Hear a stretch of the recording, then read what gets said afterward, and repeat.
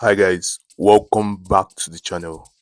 Today we're exploring the transformative power of transportation in Lagos, Nigeria.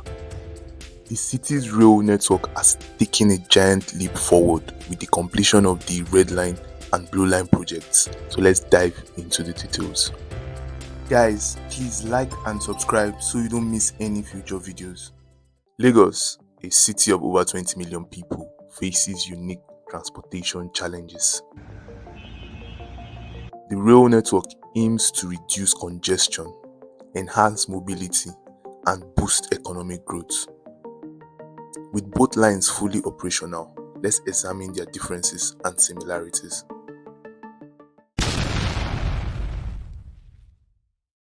The Lagos Red Line route starts from Agbado down to Oyigbo, with stations at Oyigbo, Yaba, Mushin, Oshodi, Ikeja, Agege, Iju, and Agbado.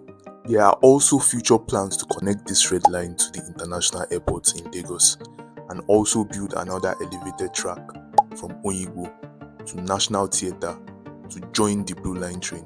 On the other hand, the Lagos Blue Line starts from Marina down to Okukumaiko with active stations at Marina, National Theatre, Igomu, Alaba, and Mautu, while non-active stations are Festac, Alakija, Trade Fair, Volkswagen, Lasun, Okukumaiko, which are still currently under construction. The Lagos Blue Line operates on electricity, which makes costs and operations cheaper. Unlike the electric-powered Blue Line, the Red Line utilizes a diesel-powered system known as Diesel Multiple Unit (DMU). DMU employs onboard diesel engines to propel multiple unit trains. The use of diesel increases the cost of operation.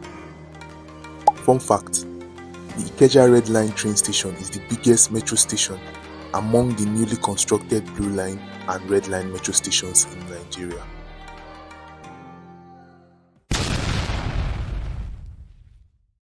The Lagos Blue Line has a higher passenger capacity of 500,000 passengers daily, while the Lagos Red Line has a capacity of 350,000 passengers daily.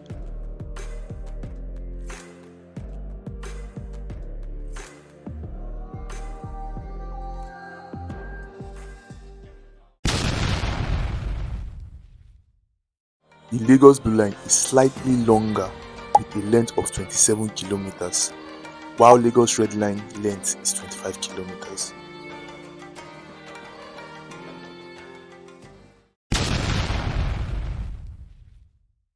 The Lagos Red Line has a total of 8 stations, while the Lagos Blue Line has a total of 13 stations.